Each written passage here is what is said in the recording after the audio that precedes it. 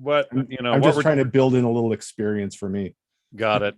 What we're talking about doing, folks, is have Steve or someone, possibly Chris, anybody who is up for it, but Steve apparently wants to learn the skills, to interview me on my new article, or what's basically turned into a book at this point. I'm looking at it.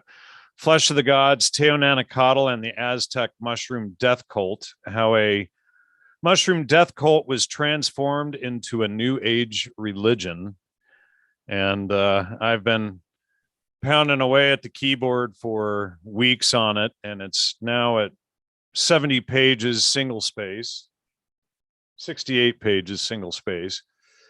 So it's gotten pretty big. Starting with Vatican II, it was obvious that something had happened to Christianity that can't be explained by what they're telling everybody. And so as I researched Vatican II, you found out that there, during the 40s, late 40s, early 50s, that a basic, I don't know, call it a con job or something was on, that nobody's really admitting the full spectrum of what was going on. Worked on it a bit, but I hadn't just dedicated several weeks into getting it done. But she started asking me questions about the mushrooms. I'm just like, look, stay away. It's not what most people believe. I used to think that kind of stuff. And it originated out of a death cult. And then when we look at, and you and I have talked about this, when we look at movies like The Wicker Man, especially the original one, and then we look at Burning Man, and then we look at the whole drug culture there and the human sacrifice going on in both of those, it's pretty clear that they are pushing us in that direction. For me, I think the intersection point was when I started researching Vatican II and what had really happened. One of the underneath thing that doesn't seem to get mentioned at all is to the degree that they leveraged the Dead Sea Scrolls.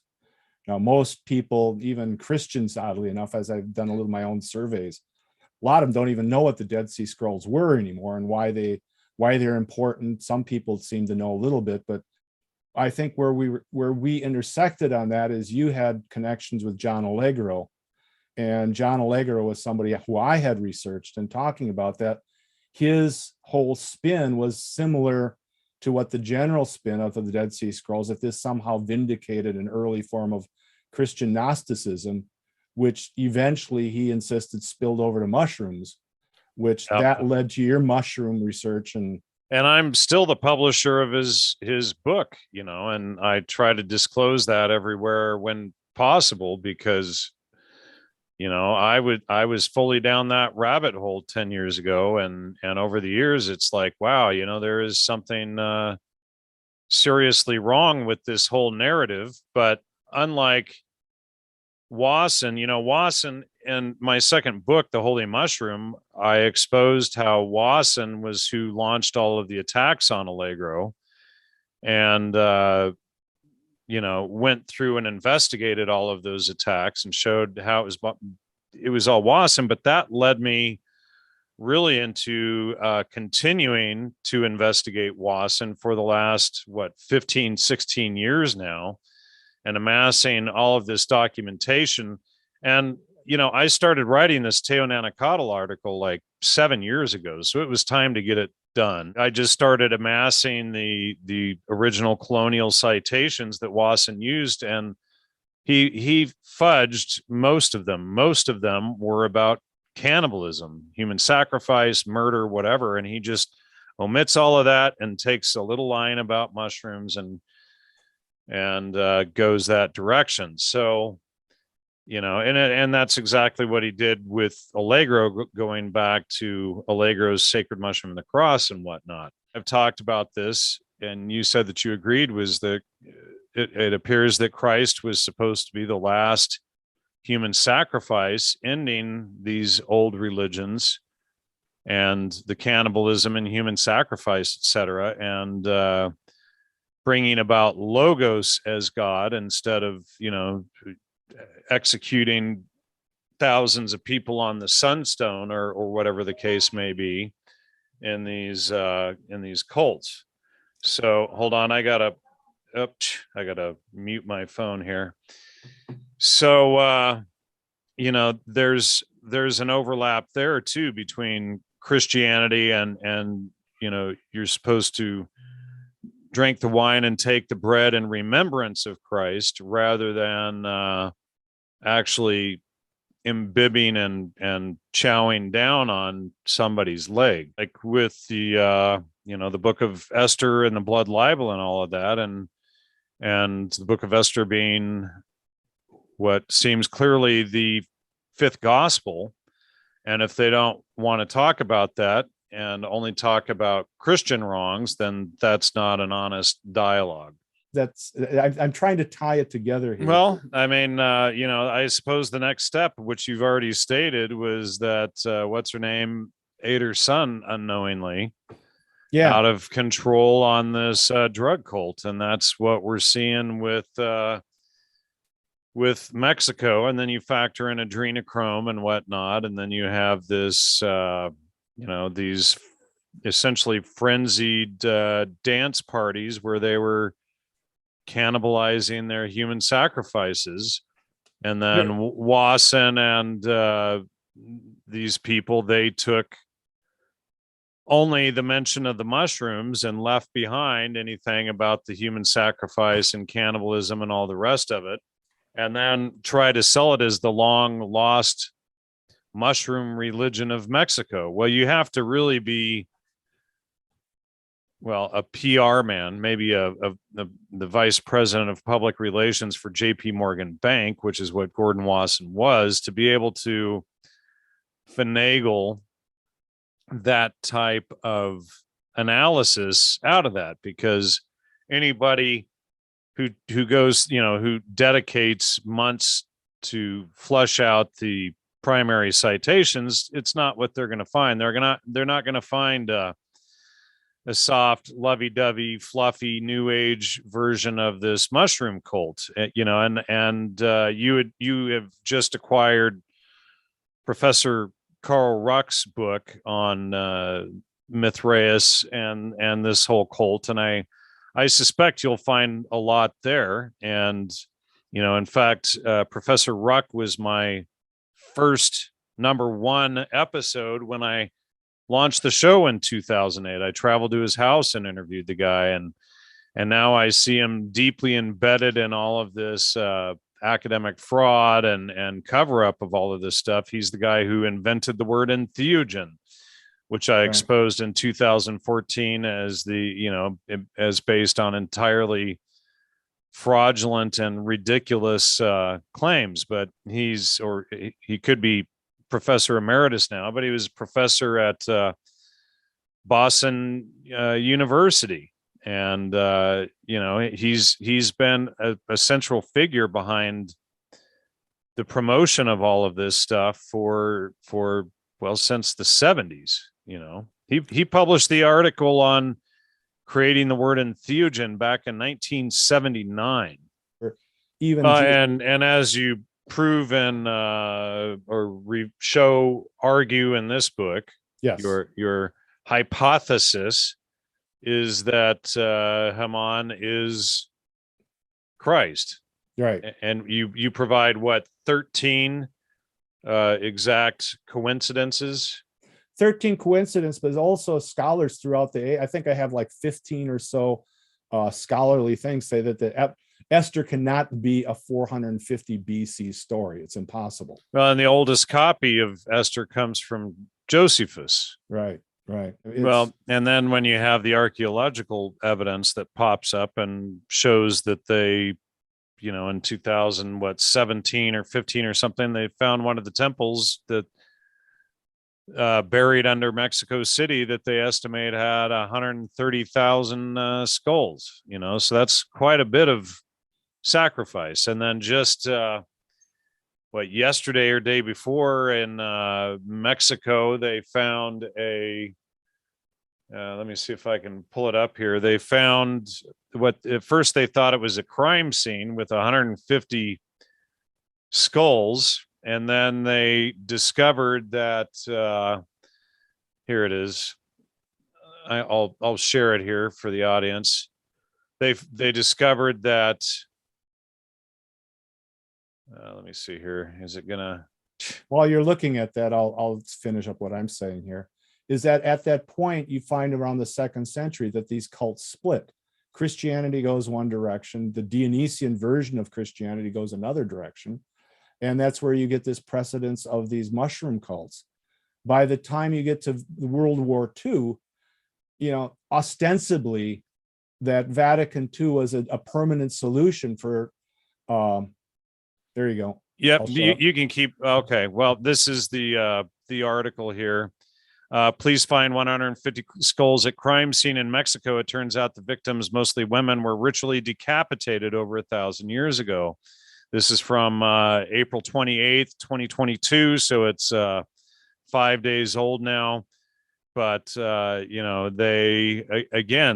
stuff is being discovered, and of course, for many years, anthropologists and historians claimed that the Christians, the Spaniards, made it all up as justification for getting rid of their old religion and stuff like this. But and part of it was justification for, so Queen Isabella of Spain decreed in what was it, 1503, that it was illegal to enslave anyone who was not a cannibal. And so, some of the ship captains and some of the mine owners and things like that did lie and make up stories about certain groups being cannibals, but it wasn't part of the practice of the Spanish. As far as the Spanish were concerned, you had to be a cannibal to be enslaved, period.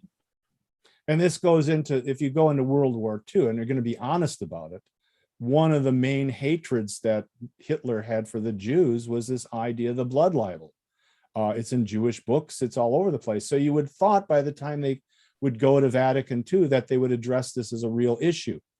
Well, they didn't address it as a real issue. And I think you have, and we found CIA documents kind of admitting to some of this stuff, that an oddball with the Seelisberg conference, which we discussed already, that they're basically shifting the focus of this all and pretty much blaming the Christians for everything bad that's happened to the Jews, leaving aside this whole thing of an honest dealing with what the blood libel was and how much of it was real and how much it was manufactured. And that right now, if again, you look at Chunk Yeager's video today commenting on the Supreme Court ruling, all these commentators, they're invoking this even to this day, they're invoking this kind of hatred. You look up cannibalism, and usually they'll blame the white people of Europe for trying to find medicinal remedies and confusing it with the idea of cannibalism, or cannibalism is specifically defined as a ritual murder. It's not, people, even to this day, whether you like it or not, people do use body parts and cadaver parts and figuring out medicines or, transplants or things like that. That's not, it's mixing those two is disingenuous. Agreed. What I want to do here is I want to show the audience what was, let me see if I can, I'll have to just open another window here. I want to show the audience what was published in 2018 regarding the Aztec or Mexica temples, and it's pretty astounding when you see this stuff. But let me just, Codex Machiavelliano or another one there, that may be that one. But all of these skulls packed in mud here that they found, that when the Spanish came along in 1521, they were just horrified by this stuff and they buried it all. Now this, I'm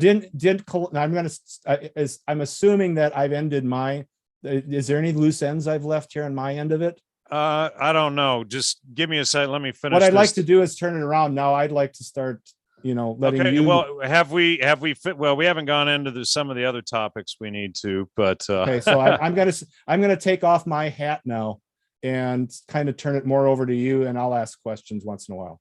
all right. Well, so what we have here is discovered under Mexico City is a 36-meter by 5-meter by 14-meter skull temple that they estimate had 130,000 skulls strung up, that we can see in the images here, how they believed that these temples were built based on, how they were discovered. Now, the wood poles that the skulls were on have since deteriorated, but so they go through and in this article they have all of these skulls here lined up, and they're showing this stuff, so people can no longer argue that the Spaniards made up that at least for the Mexica that they were cannibals. Now, let me Go ask a ahead. question of you. Now, in my little discourse that I've just given, I explained how the Persians would make a concoction of wormwood, which is a kind of adrenaline-based thing, wine, and perhaps your claim Ruck is basing his thing on that there's a mushroom base. Now, you're saying For also the that, Hayoma, right? yeah, and you're saying also that there's a commonality between it. Can you explain that? Well, so what it looks like with the Aztecs, or more properly today, the Mexica, where we get the term Mexico from, what they were doing, in my personal opinion, is it appears that they were drinking the blood of those that they slaughtered on the Sunstone and cannibalizing them for the adrenochrome. And then before they would cannibalize them, it doesn't appear that the mushrooms were part of the actual sacrifice at the top of the temple, but that they would have a feast after they did the sacrifices, but before they held this feast, they would consume the mushrooms and then cannibalize their victims. So potentially what you have, arguably speaking, is a potent cocktail of adrenochrome and the mushrooms being used, and then with the sacrifice being actual people. So tell me if I've got this wrong. I think you said in one of our past discussions that the idea of the sacrifice was to terrorize the person being sacrificed, so that you would get a special blend of adrenaline. Well, so yeah, so I mean, if you can imagine being led up multiple, who know, I don't remember how many hundreds of feet high these temples were, but they're being led up to the top of this temple, and they can see heads rolling down the temple stairs, and the temple is covered in blood as they're being led up to it. You'd probably be pretty terrorized, and then you're put on the sunstone and you're held down, and then they cut open your chest while you're still alive, and they rip out your heart while you're still alive, and then hold your heart up to the sun, and then potentially decapitate you and throw your body down the temple. And the parallels that I see, and we've discussed this before, is that in a typical Christian communion service, you have right before communion, you have a hymn that's sung called the Agnus Dei, which is the Lamb of God. Well, if you go back to the Jewish side of the traditions of Passover, when the temple was there, you had this point in time where you had it literally turned into a slaughterhouse. Right, where they would feed the local public lamb, and they were literally sacrificing, and you and I had discussed this yesterday, literally sacrificing the lamb in the Jewish temple, and then feeding the public. So one, you have animal lamb sacrifice, the other you have human sacrifice, and One's real and one's metaphorical. Right. But, and then Jesus becomes essentially, if I'm saying this correctly, the blood of the lamb. Yeah. Well, yeah. The Agnus Dei is based, O Lamb of God, who takest away the sins of the earth, have mercy upon us. That is the words of the hymn. And Jesus is shown holding the lamb in so many depictions. Well, in a Catholic service, you also have the priest who holds. You just got done saying that you hold the head up. Well, Heart. in the heart up. Okay. In the Christian service, typically you would take the priest's host and elevate it in sort of I mean, you have what we're finding is a lot of parallels between with that. What we have talked about would be the changing of the thing into from a reality to a metaphor, with the idea of expunging it of the reality, in a sense, so that you have one ritual killing that justifies and doesn't end with all the other ritual killings at the heart of Christianity. Well, and would end the history of these ritual killings in purpose. And so you found a lot of evidence throughout the world of ritual killings in different societies. Was this a universal thing, or well, is it yeah, some it appears specificity to it? it appears that it was global, and it appears that for the last 50, 70 years, there's been an exerted effort to cover it up and pretend that the Spanish made it all up. But now, over the last 5, 7 years, with this archaeological evidence coming to light, they can't hide it anymore. They can't say that the Spaniards made it up anymore. You know, So, with those two articles that I just showed on screen, that argument is dead now. so what do you believe is the reason for the conversion of MK Ultra into convincing the society in the 50s and 60s that this was all just uniquely a drug cult? Well, I think if they told anybody that it was a drug and human sacrifice cult, you know, you've got Gordon Wasson, the vice president of public relations for JP Morgan Bank, heading MK Ultra Sub Project 58. It wouldn't have been a good marketing thing to get kids hooked on. Oh yeah, let's go take that stuff that the Aztecs sacrificed, you know, hundreds of thousands of people while on, or, you know, or shortly after.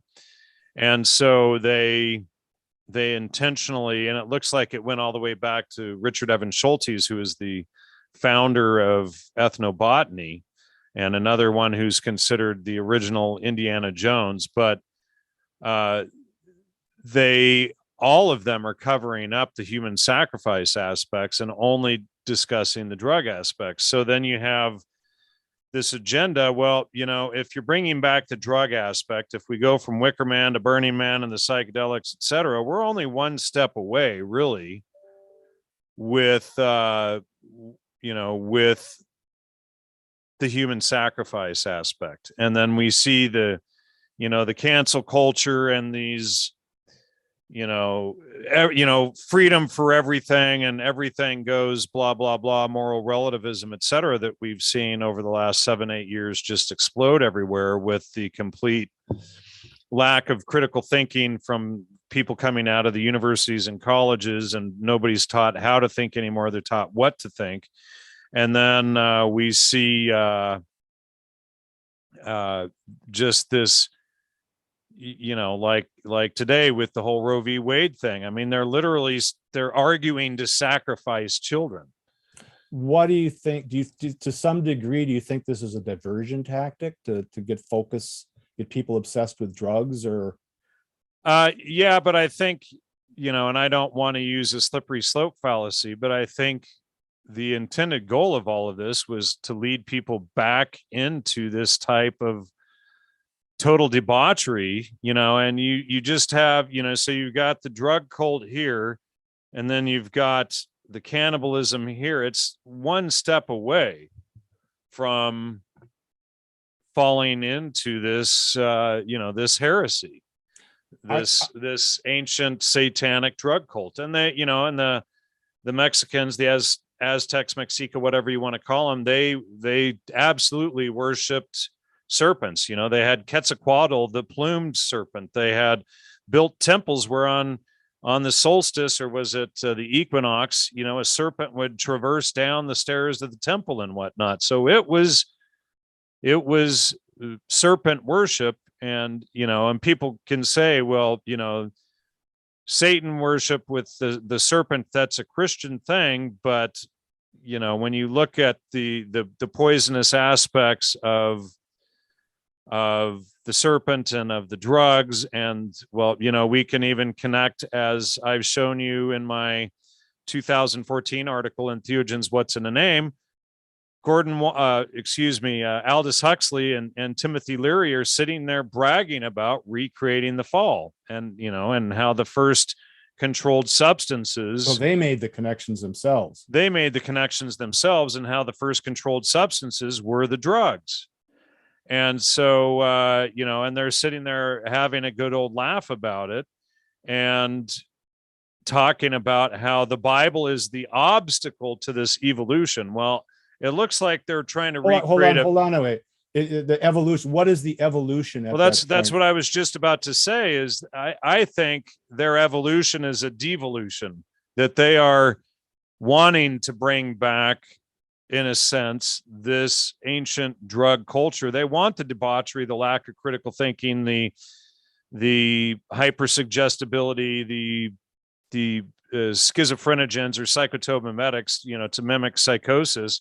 They want this stuff so that they can easily control people. But at the same time, I think it has a much more nefarious angle to it when you get in and look at these, you know, colonial documents from the 15 and 1600s on, you know, on these human sacrifice cannibalism cults. Could we say that the drugs are believed to prod evolution?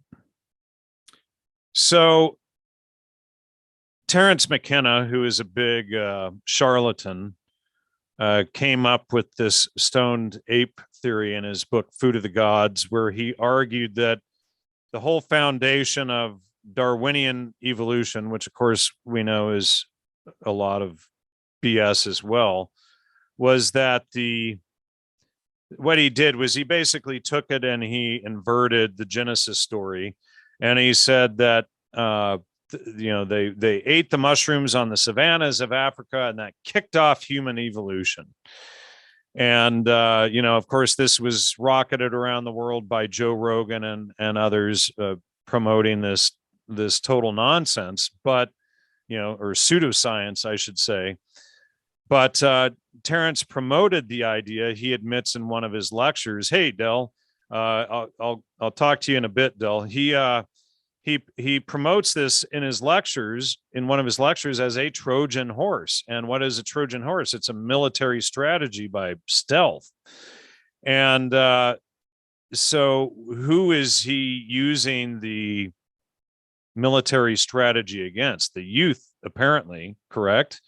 And so, you know, they're arguing that it's the evolution when it's actually the devolution. They always invert this stuff. And we've gone on for years about how they literally invert everything to promote these ideas. But yeah, so anyway, there is this foundational claim made by the great charlatan Terence McKenna of using it for evolution. One of the things that I found odd about this was that and you can look this up, the viewers can look up John B. Calhoun and his research on rats in the National Institute of Mental Health, that rats put through anxiety and stress, he thought it was overpopulation, but would release this spectrum of pathologies. And the spectrum included cannibalism, making gangs, gender dysphoria. And you and I had an hour or two talk about this yesterday, trying to figure out if it's really population density that causes it. And we think that it's, you know, it's incorrect. Did you come to that conclusion as well? To me, it's, if you look at this dysphoria and you look at the different, if we're going to buy into the prevalence of cannibalism, which we have maps. I was looking for it while you were talking.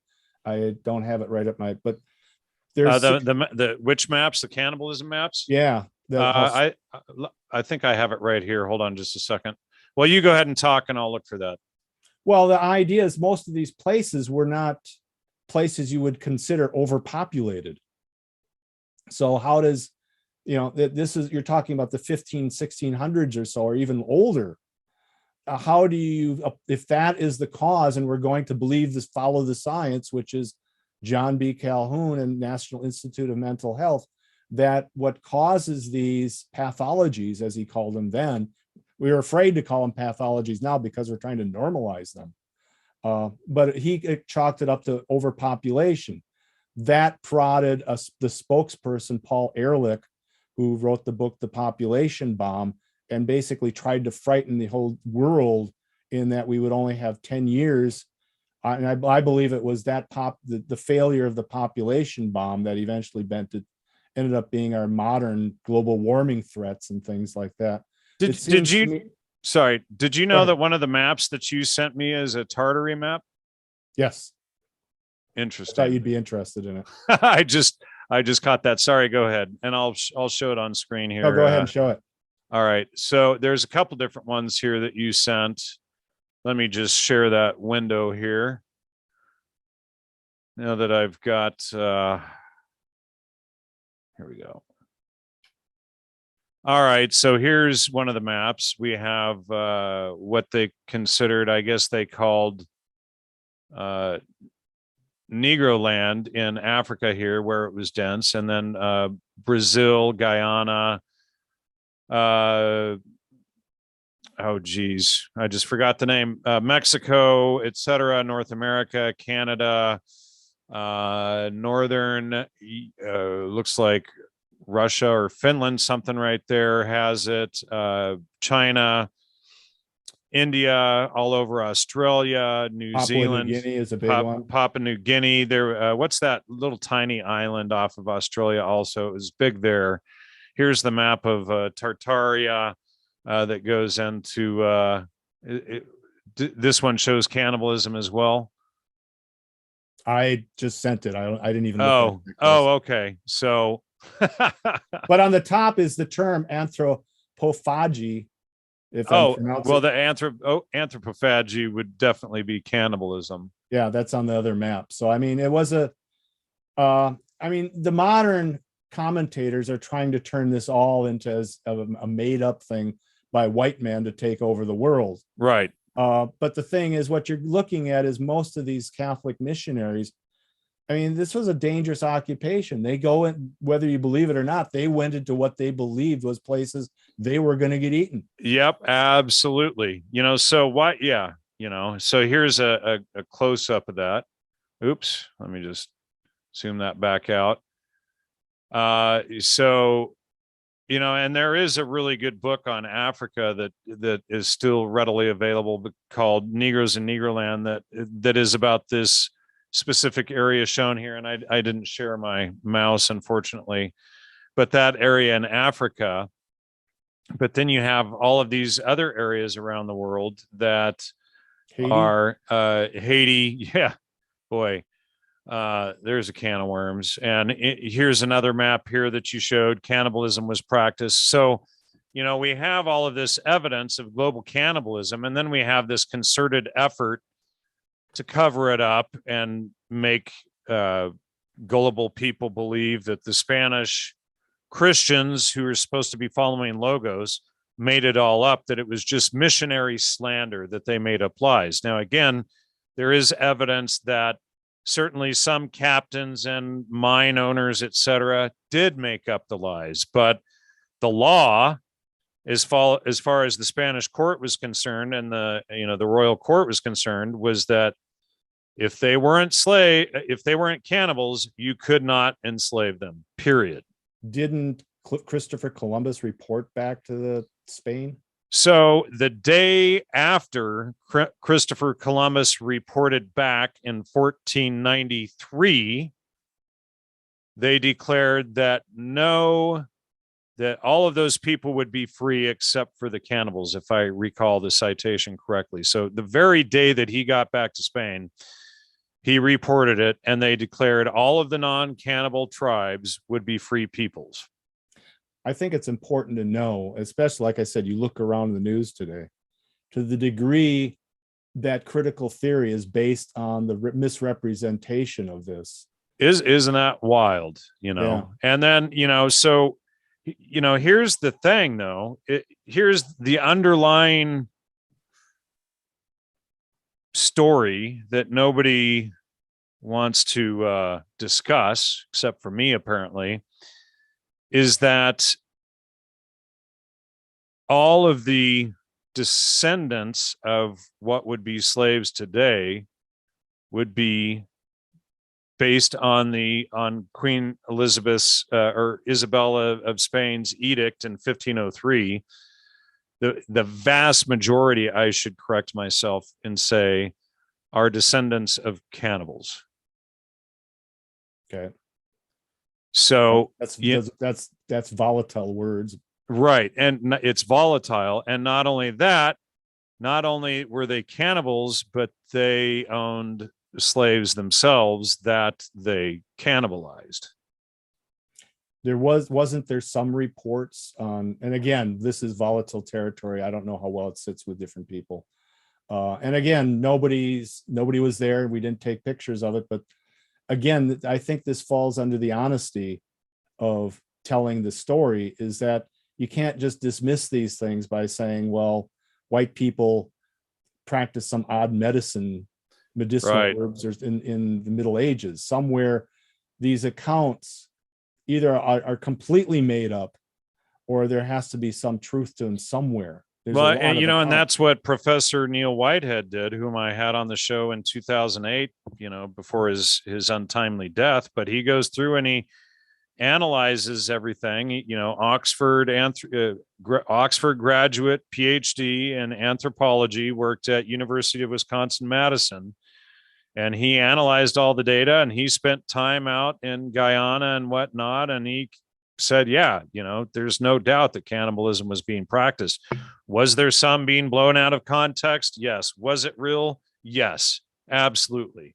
And so, so then what he would do is he would compare and say, okay, well, if you want to make up this, claim that the Spanish made it all up, well, we have the British and the Dutch, et cetera, who were working and aligning with these tribes, who also reported many of the same things. So then, if they were supporting these tribes as using it as a wedge against the Spanish, then why did they also have many of the same reports? And you read, I believe, Professor Whitehead's paper on that. Yeah. Well, the people that seemingly were disconnected were reporting similar things. Right. All over the place. So, and it seems like an easy way to dispense with it is say that, blame the messenger.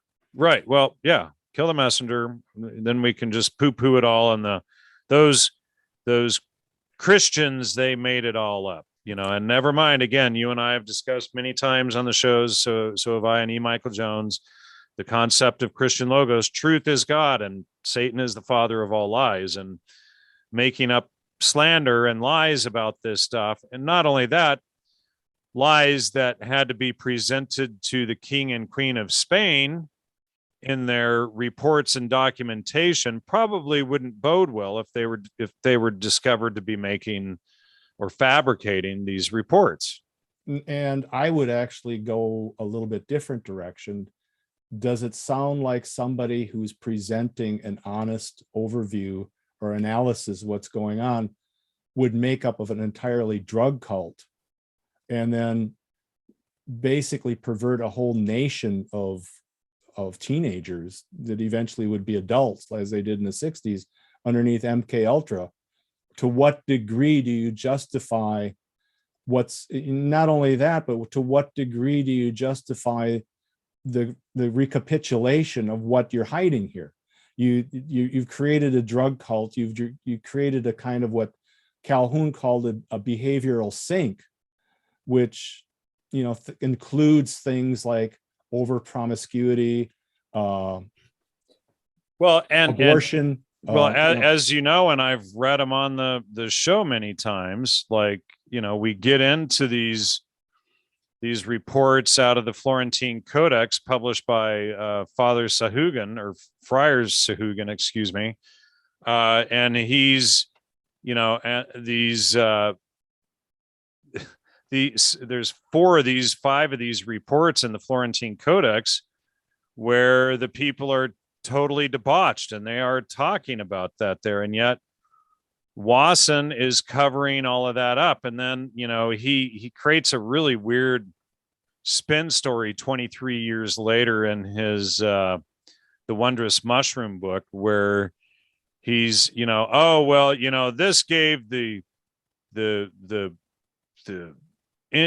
native Mexica the opportunity to tell the truth about how evil the bad regime, the old regime was.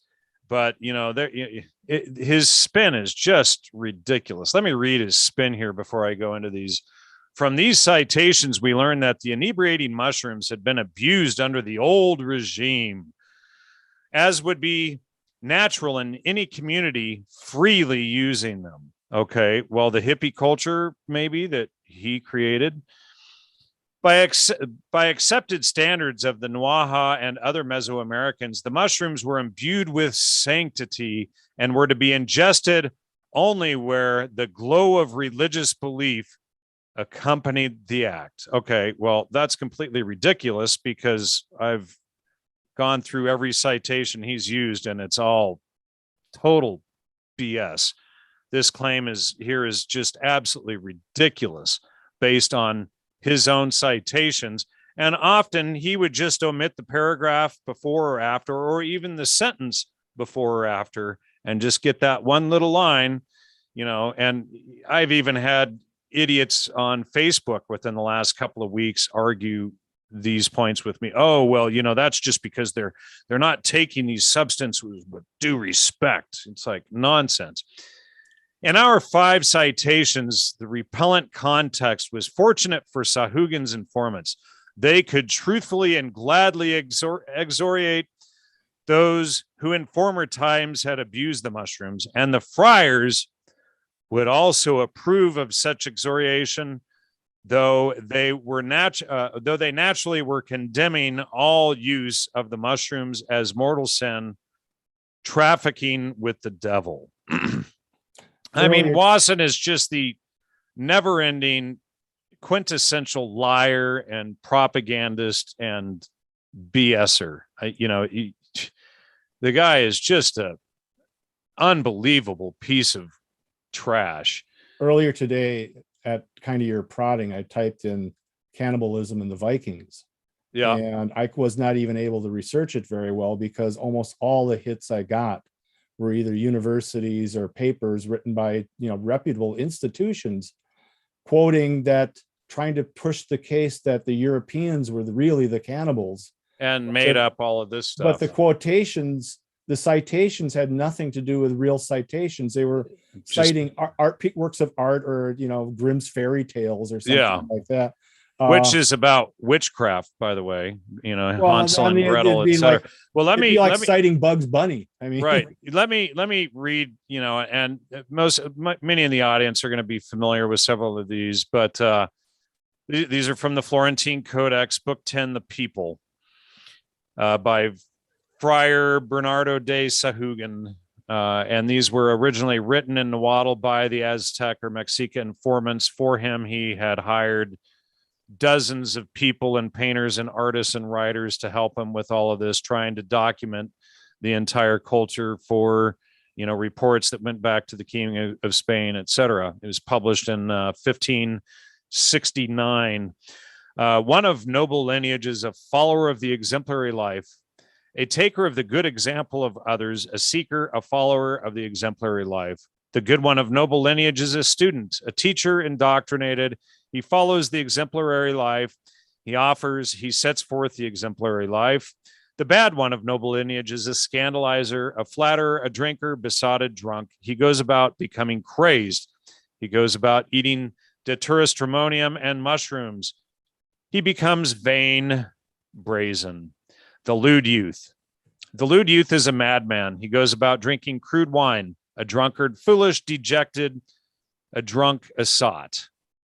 He goes about eating mushrooms. He goes about demented. He is restless, dissolute, shameless, presumptuous, lewd, tattling, wicked, a vile brute, brazen. He is impudent. He consumes his inner substance. He is vain, proud, debauched, a pleasure seeker, a libertine, revolting, filthy, vicious, a keeper of mistresses, a talker. He lives in concubinage. He is given to pleasure. Okay, go to any dead show or pick any hippie you want, and I think you get the picture there.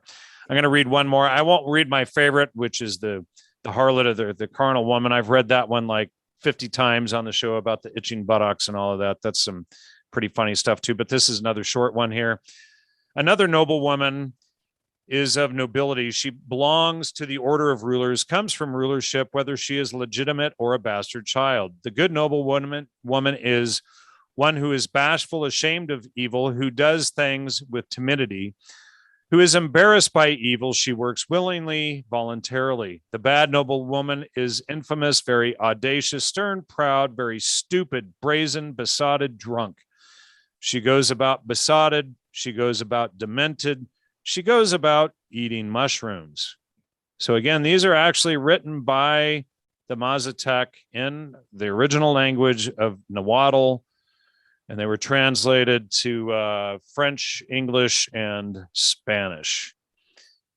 So it's a commentary on their own debauchery. And you just look at the counterculture that Wasson and Aldous Huxley and Timothy Leary and people like Terence McKenna et al. That they created, that I got caught into for years in the very beginning of my show before I came out and went, hit the brakes on. Hypothesis is that they were focusing on young people, hoping that they could actually employ Darwin.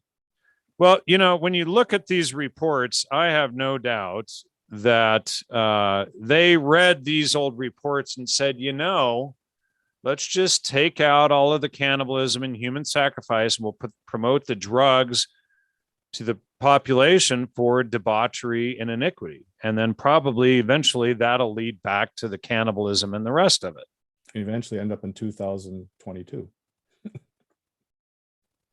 We're just, it's disgusting. So did we finish, did we touch on the theory of relativity and quantum physics and stuff like that in regards to? We did that all last week. We did. I think I rounded that out last week. All right. So to put a capper on my thing was basically, a lot of what I did has to do with the Shroud of Turin. And we discussed that a little bit once a long time ago. That might be another episode. But basically, what we discussed earlier today and yesterday was to the degree that there's evidence. Scholars have, certain scholars have looked at the Shroud of Turin as being a forensic evidence, and then saying, what's the likelihood of this happening accidentally or whatever? Well, yeah, and you had said even NASA investigated it and couldn't. The Air Force, the U.S. Air Force people that had connections with NASA. But the thing is what's underneath there is, again, it's one of these things a lot of people dismiss, but somewhere there was a ritual murder.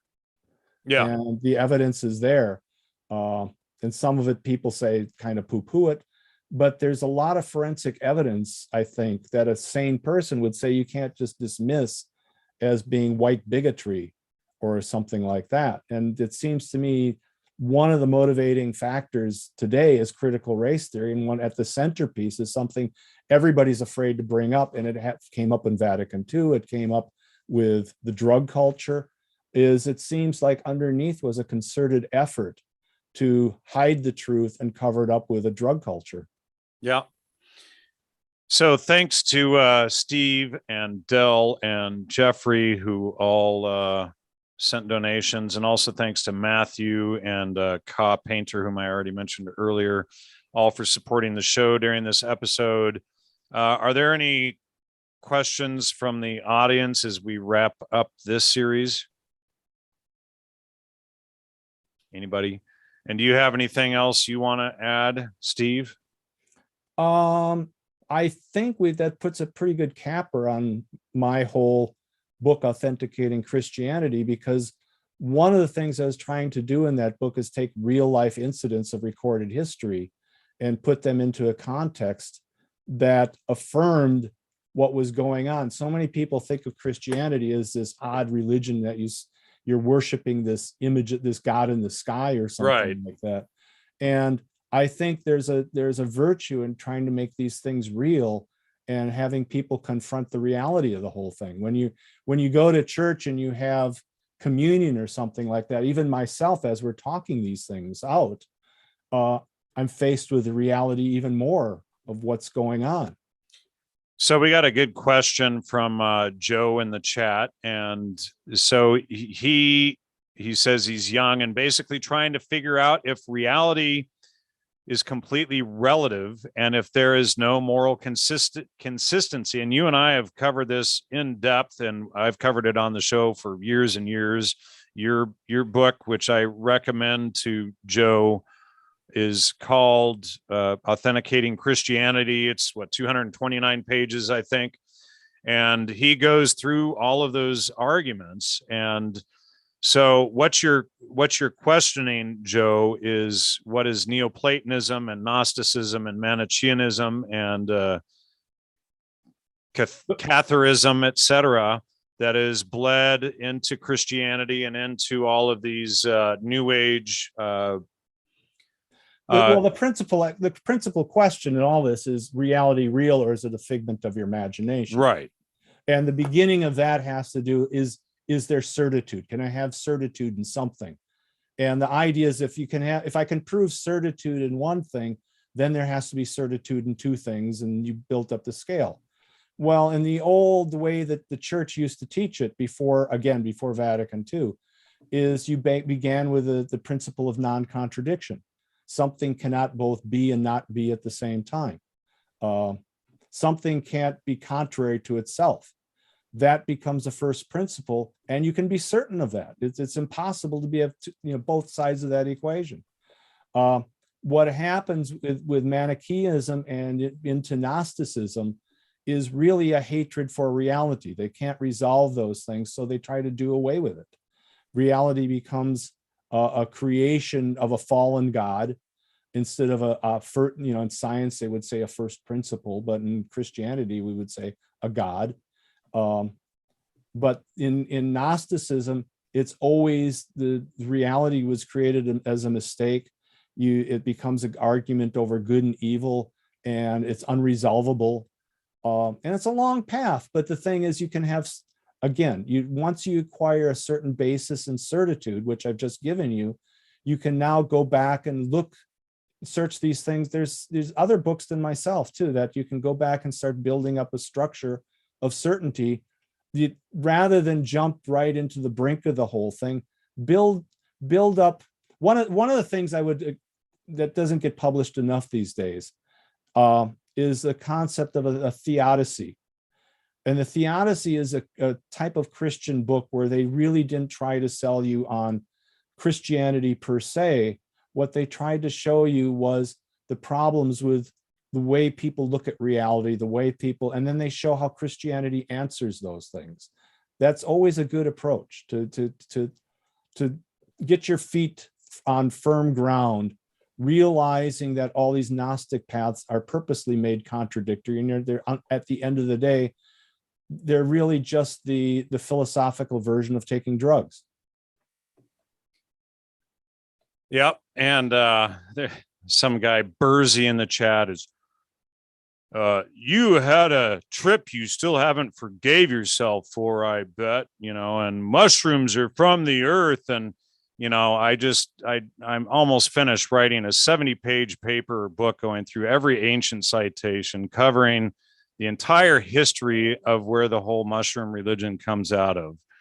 And, people like this, they can't, they have to attack the presenter. They can't think logically and critically and say, wow, maybe there's something here that I need to look at. And actually, I wrote this paper because of people like this Bursey guy who would constantly say, well, mushrooms are older than the CIA, so therefore they're the true origins of religion, and they're hold on, and they're from the earth, so that therefore that must make them good. Never mind, all of these historical reports talk about them being for Satanism from Europe, from the Americas, all over the world, talk about them causing stupidity. Not only that, if this guy had studied my earlier work from 8 years ago, 8 years ago now, in my article in Theogens, What's in a Name, I showed how they cause hypersuggestibility, which makes people more easily controlled. So you get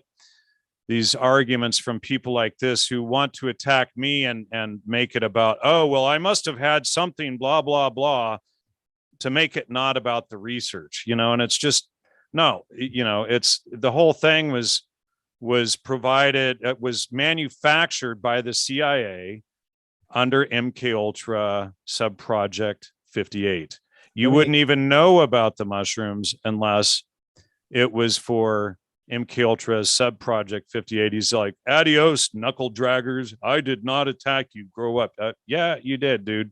When you make it about me and not about the research and facts, that is attacking me. Are there, whatever. Anyway, see you later, dude. Bye-bye. Let me ask him one question. Maybe he's not gone yet. How do you forgive yourself in a meaningful way? Can a computer fix itself? Well, he just gets high and contemplates his navel, I guess. Pillow sits. Well, I would ask anybody, that's a good thing to ponder. How do you forgive yourself? Yeah, great question. But, obviously, when he makes it about me and me not having a trip, I've forgiven myself or something, he's making all of this years of research on this subject about me having some issue, not about actually looking at the research, and which he obviously hasn't done. He's too busy being high and going, oh, this is the true origins of religion. And this is what, people the like route this of do. Gnosticism, the route of denial, the route of forgiving yourself is solipsism. Yeah. Eventually you do away with enough stuff, you'll eventually left with yourself, and that's it. Yeah. So monopsychism. Ultimately, all you end up with is you, and who's left to forgive you but you. Yeah. So anyway, yeah, you don't follow yourself to be forgiven, Tony just said. Great point, Tony. Let's see, that you were talking about, what you are talking about, what you are speaking about really supports a lot of what I've also been facing from trolls since 2006. Yeah, Brian, 14 years doing this show, and you always get those people that can't focus on the actual research. They won't even look. They've never even investigated. It's got to be about you and some trip, or you've never tried them, or, or they're older than the CIA, or they came from the earth, therefore they're good, as if there aren't plenty of poisons and toxins at all that come from nature that destroy lives. I mean, heroin, it comes from nature. Opium, it's from nature. So is what they make, at some point, uranium, most drugs are from nature. Most drugs a lot of them are from rattlesnake poison. There you go. It's, hey, rattlesnakes are from nature. That must be good, right, dude? Hey, man, let's go smoke some 5-MeO DMT frog venom, man. In fact, I would say and tell me if I'm wrong, but the whole idea of most psychedelics and stuff is that most drugs is that they're poison at some point, and what you're experiencing is a poisonous effect. Absolutely. And I don't prefer anymore to use the term psychedelics, although I still do, but I like to use my own word suggestogens because they cause hypersuggestibility.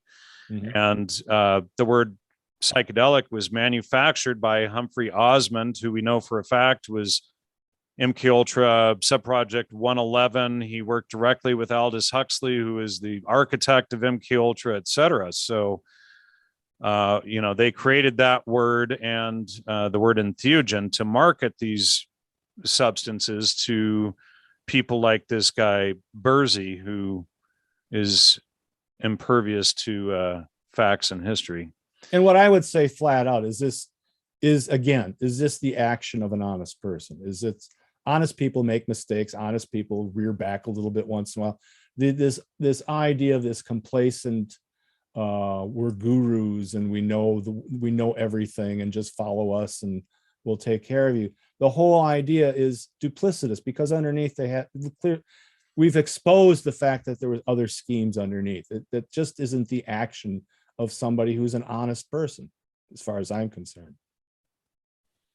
Yep, I agree. Well, we are an hour and a half in. I think that's a good place to wrap it up. I'm finished. All right.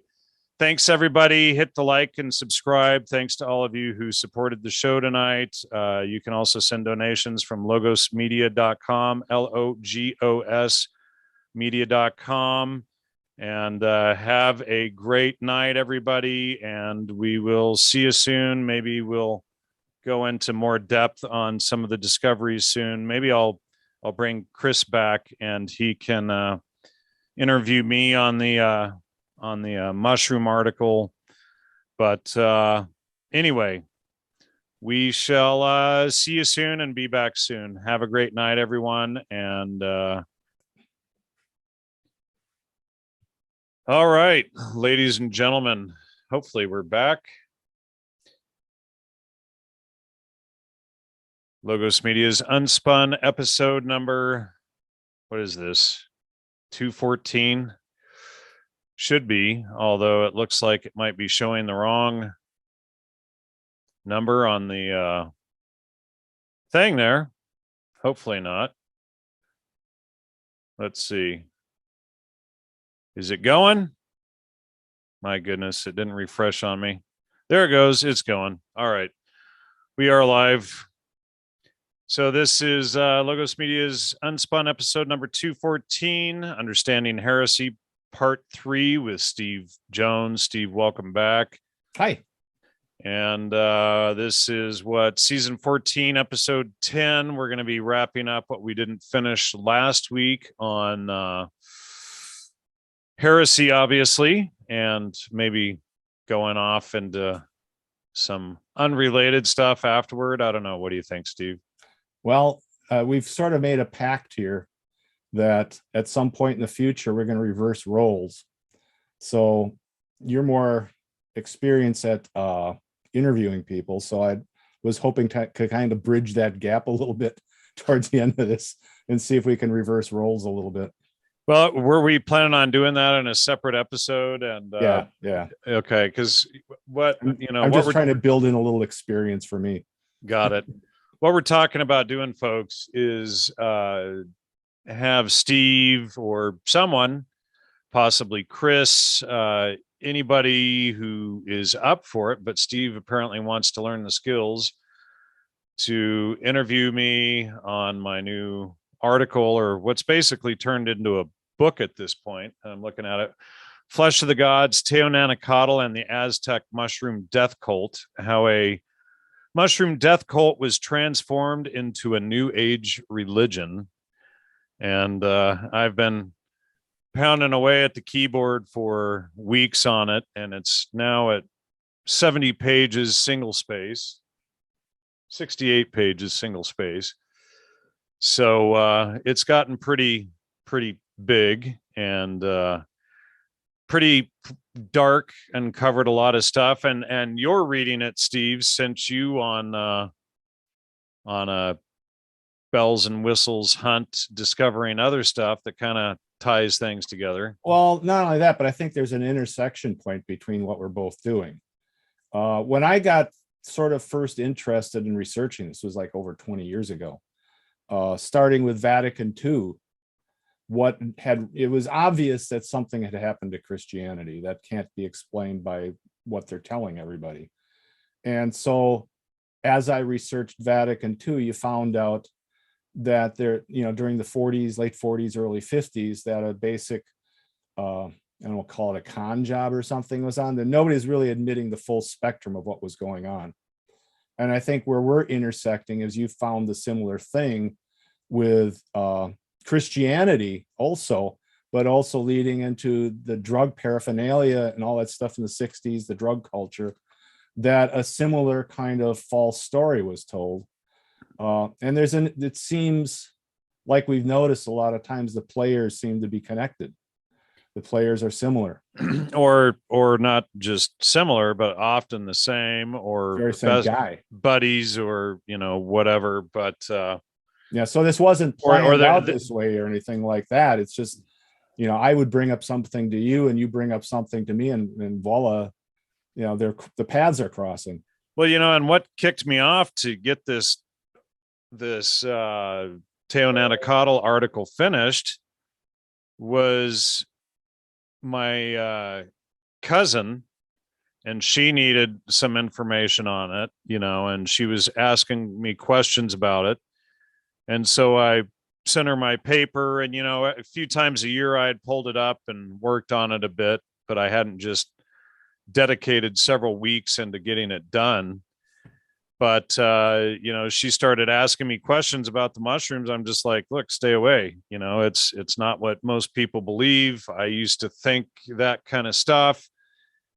And, it originated out of a death cult. And then when we look at, and you and I have talked about this, when we look at movies like The Wicker Man, especially the original one, and then we look at Burning Man, and then we look at the whole drug culture there and the human sacrifice going on in both of those, it's pretty clear that they are pushing us in that direction.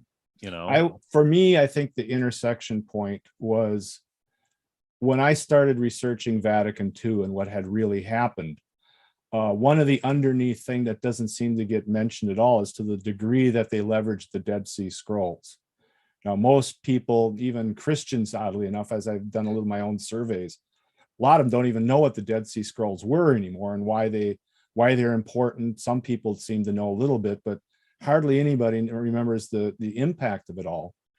But I think where we intersected on that is you had connections with John Allegro, and John Allegro was somebody who I had researched, and talking about that, his whole spin was similar to what the general spin of the Dead Sea Scrolls, that this somehow vindicated an early form of Christian Gnosticism, which eventually he insisted spilled over to mushrooms, which that led to your mushroom research. And I'm still the publisher of his book, and I try to disclose that everywhere when possible, because I was fully down that rabbit hole 10 years ago, and over the years it's like, wow, there is something seriously wrong with this whole narrative. But unlike Wasson, Wasson, in my second book, The Holy Mushroom, I exposed how Wasson was who launched all of the attacks on Allegro,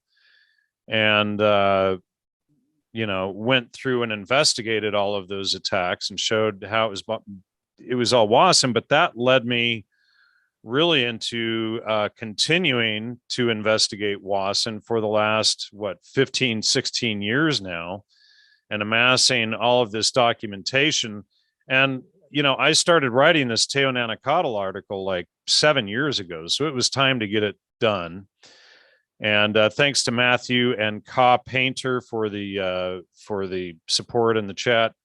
But I just started amassing the original colonial citations that Wasson used, and he fudged most of them. Most of them were about cannibalism, human sacrifice, murder, whatever, and he just omits all of that and takes a little line about mushrooms and goes that direction. So, and that's exactly what he did with Allegro, going back to Allegro's Sacred Mushroom and the Cross and whatnot.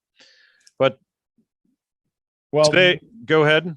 Well, what I'm proposing is for tonight is to take that intersection point, and I know I've explained this a little bit before, but to me, you can't bury the lead, or you can't bury the main evidence and be telling the truth. So my intention wasn't necessarily to pick on the Catholic Church or the Jews or anything like that, but simply in really in charity, that you really don't have a proper decipherment or a proper conclusion to a problem unless you tell all the truth.